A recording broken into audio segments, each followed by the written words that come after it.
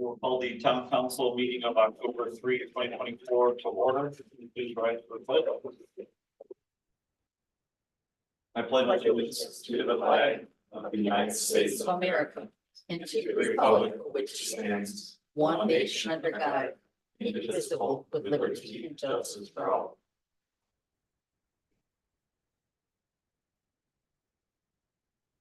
Roll call, please. Mary? Here. Mary? Here. Annette? Here. Bob? Here. Next, we have citizen input. Hearing none.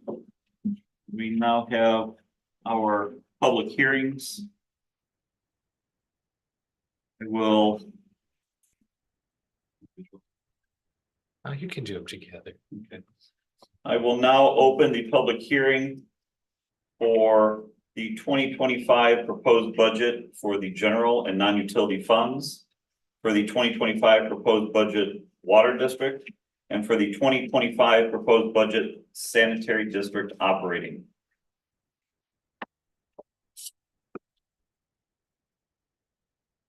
Second call for any comment. Third and final call for any comment. I will close the public hearing. We have nothing under the consent agenda. Under announcements, reiterating that Halloween trick or treat hours on October 31st will be from 4 to 7 p.m. Next, under old business, we have an amended agreement for the attorney fees related to the GO bond. Adam, if you want to. Yeah, the only change is I switched law firms in the meantime. I am back at the firm I was at back in June. And this Town of Dyer's file, thank you, is migrating with me. So you need to enter into a new agreement that covers the lists my new firm as counsel. Otherwise, everything remains the same with one exception. The flat fee is corrected. I had 36,670 in the last draft that was signed. It should have been 36,700.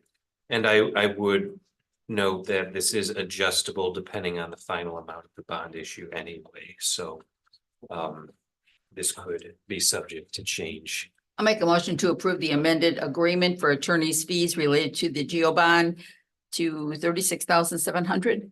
Well, just add to, because it's also replacing the firm. So Okay. just say as amended. As amended. I'll second that motion. I have a motion, a second, any discussion? Roll call, please. Mary? Aye. Mary? Aye. Annette? Aye. Bob? Aye. Thank you.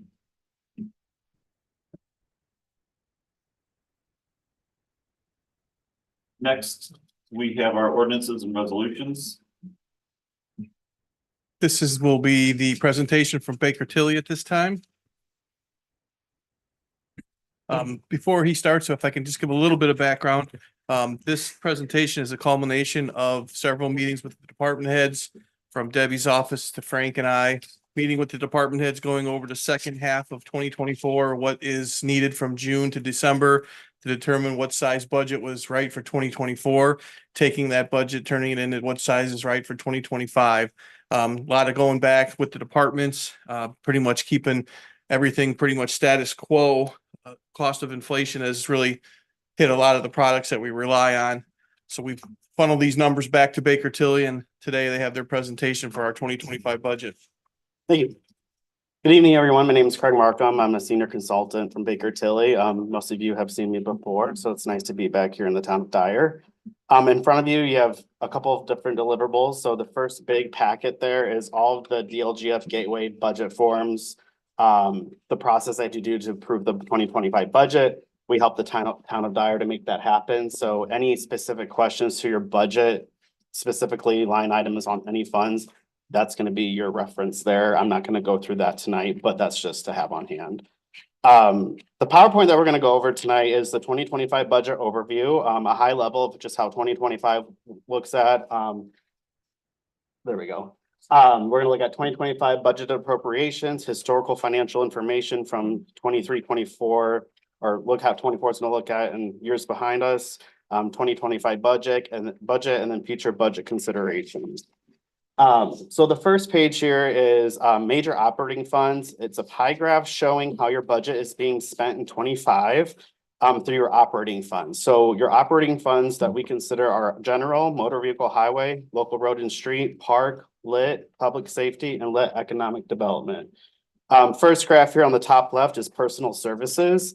As you can see, 65% of the budget for your operating funds is going to be taken out of the general fund.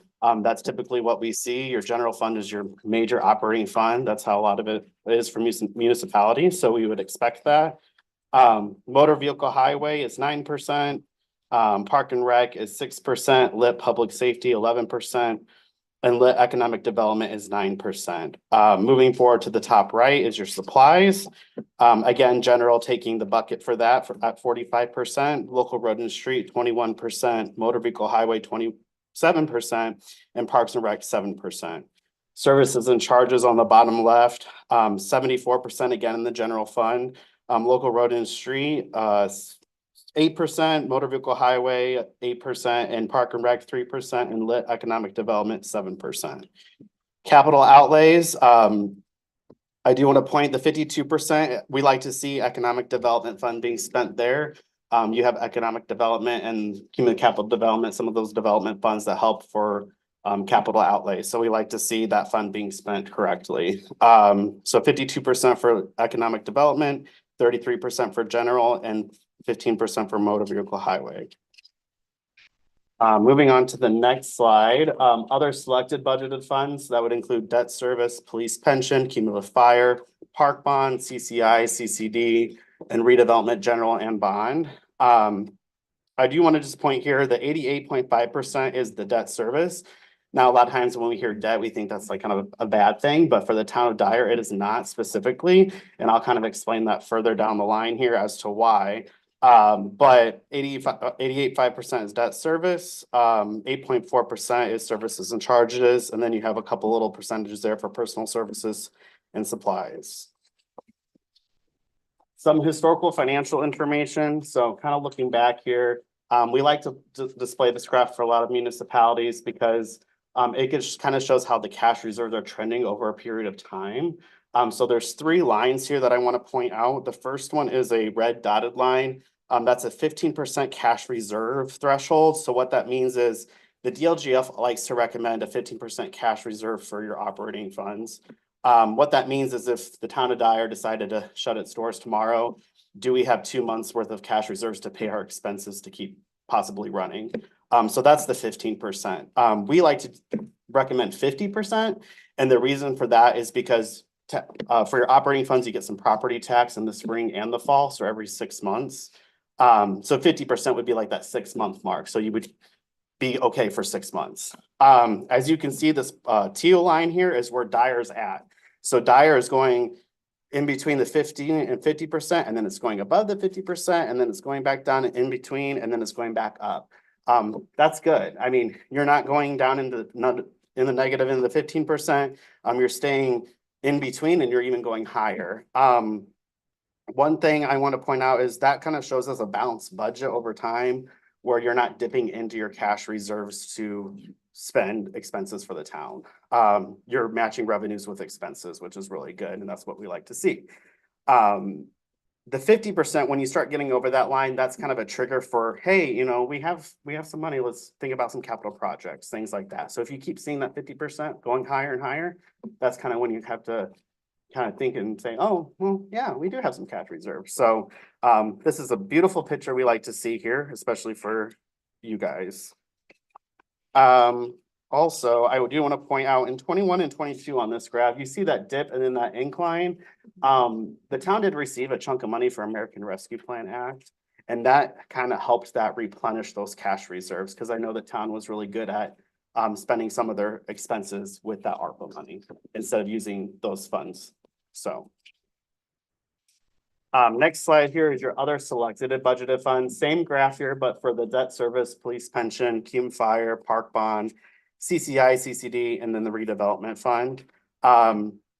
This is a beautiful picture for the town of Dyer. That teal line in the middle there is just, they're just right in the way, right between the two thresholds that we kind of put there. So 35% is right there on the dot average. So that's really good. Next slide is historical certified net assessed value. So we just like to show over time how the net assessed value has been changing. As you can see, relatively, it's been inclining over the course of 12, 13 years, which is good. There's some little ebbs and flows, but nothing out of the ordinary. So 2025, the certified is almost 1.2 billion. So that's pretty good. And that increased from 2024. This one is just for kind of informational, kind of look at it at your own time as well. I'm not going to go over each line here, but it's just historical, showing your levy, your circuit breakers, your net levy and assessed value over the course of the last 10 years. I do want to point for 2025, we're estimating a net levy of 10.5. So that's really good. I do want to say the circuit breakers, you'll see kind of in 2020 to 2023, there was an increase in circuit breaker. Sometimes we see that it just depends on kind of things that are going around the town, increasing with assessed value. Because as a reminder, your assessed value is inversely related with your circuit breakers too. So if your assessed value goes up, your circuit breakers are going to go up because people are going to be capped more at a 1% liability. So 24, it's looking great. And you can see your net assessed value went down a little, but that helped with the circuit breakers. And then it's going to go back up in 2025 and your circuit breaker is going to increase just a little bit with that as well. So looks good for me. Historical levy and circuit breaker credits, just a few bullet points here. The town has absorbed 1.8 million of loss of revenue due to circuit breaker credits since 2015. Had we not had a circuit breaker in Indiana, with property taxes, the town would have received the 1.8 million more than what they have in levy. Unfortunately, that's how it is. But I also want to point out that in 2024, 95,000 will be returned in taxpayers in the form of circuit breaker credits, which is only 1% of property tax levy that is uncollected. So the town is receiving roughly 99% of the gross levy. So that's really good. Sometimes we see 5%, 6% instead of 1%. And then circuit breaker credits decreased by 411,000 in 2024. Again, assessed value, circuit breaker ties in with that as well as tax rates too. So your 2025 budget fiscal accountability. Just some, oh, sorry, went too far. There we go. Each year, the town develops a proposed budget to match as closely as possible available revenues with the cost of providing services. That right there just tells you that you guys have a balanced budget. You match revenues available with the costs. You don't dip into your cash reserves. You're very thoughtful of that, which is really good. You're not just spending the money or budgeting because you're not sure what the needs are for the town. You know what the town needs to spend money on. So that is really good to see that. Best practices for the place of the town that we think is continuous monitoring of revenues and planned spending, recognition of future budget needs, grasp changes in legislation, components of revenue forecasts, spending plans, and financial alternatives, build value through budget, manage risk effectively, and strategic use of cash reserves to meet the service needs of the town. Next slide here, for their budget, these are your controlled funds. And we're just showing here your 2025 net levy. So that's gross, taking into consideration your circuit breakers. So net levy of 4.4, and then your 2024 was 4.3. So roughly the town's getting an increase in 74,000 in property tax levy for 2025. Property tax levy growth rate for 2025 is 4%. It was 4% in 24 as well. It would have been 5.5%, but due to legislation, they maxed that at only 4%. They may do that again in 26, but we're not sure yet. Net property tax revenue for controlled funds, like I said, 75,000 increase. Total lit revenue expected to decrease by 9,000, which isn't really a big deal. Your lit is your local income tax for the residents of the Lake County and Dyer as well. And then change in circuit breakers for 2025 are unknown until tax base bills are calculated. So your 2025 circuit breaker credit report will come out probably in early spring. This is a really good slide that I really like this slide because back to when I said, you know, having 80.5% of your other operating funds being spent on debt service, this is the slide that I want to refer to because the town's really good at trying to control their tax rate. So as you can see here, these are all your civil town funds, and then you have the sanitary district and waterworks. Out of comparing 25 to 24 with the tax rate, you can see that net impact on all the way down to the bottom on the right is 0. So the tax rate's not changing from last year. And because the town of Dyer is very fortunate to issue new bonds every year to control that tax rate. And that's where that debt service of that 88.5% you see is because the town does issue bonds every year. And it's really fortunate for the town because a lot of towns aren't able to do that and control their tax rate and not change it year over year. And with new bonds, you're able to do more projects. You have more funding, more things to spend on the town and improve the lives of people in Dyer. So 2025 certified net assessed value increased by 7.9%. I kind of showed that earlier. And yeah, I mean, I kind of hit the points here, but yeah, the town is very fortunate to have that opportunity there.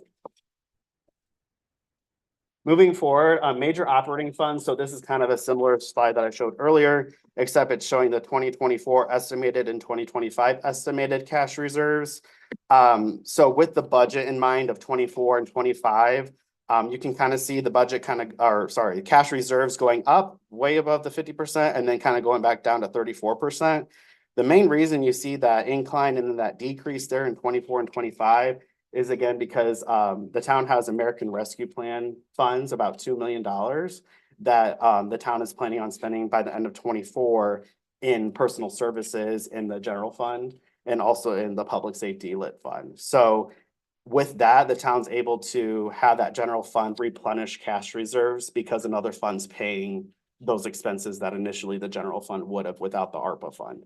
So that is really good that the town's using that money for that and to build up cash reserves in your general fund. The next slide is your other selected funds. Again, it's riding the wave in between the 15 and 50% mark, going up a little and then going back down similar to your operating funds. For this reason, it's just with the debt payments. Initially, the town was budgeting for the 2025 debt payment, the 1/15/25 payment to be paid in 24, but through discussion, that's going to be paid on 1/15/2025 instead. So we backed out those expenses. So you can see that 24 cash reserve balance increasing because those payments aren't going to be made until 2025.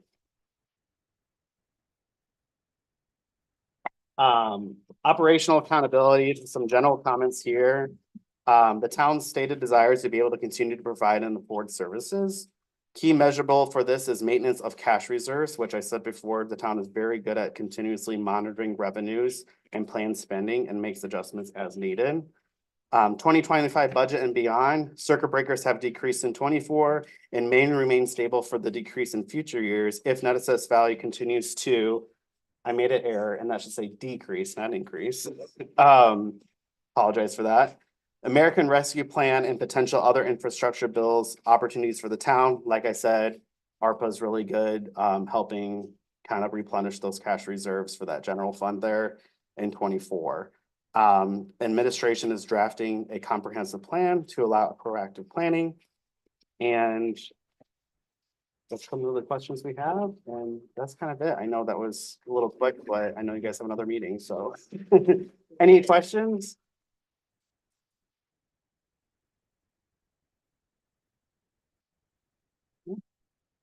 Okay, thank you. Thank you.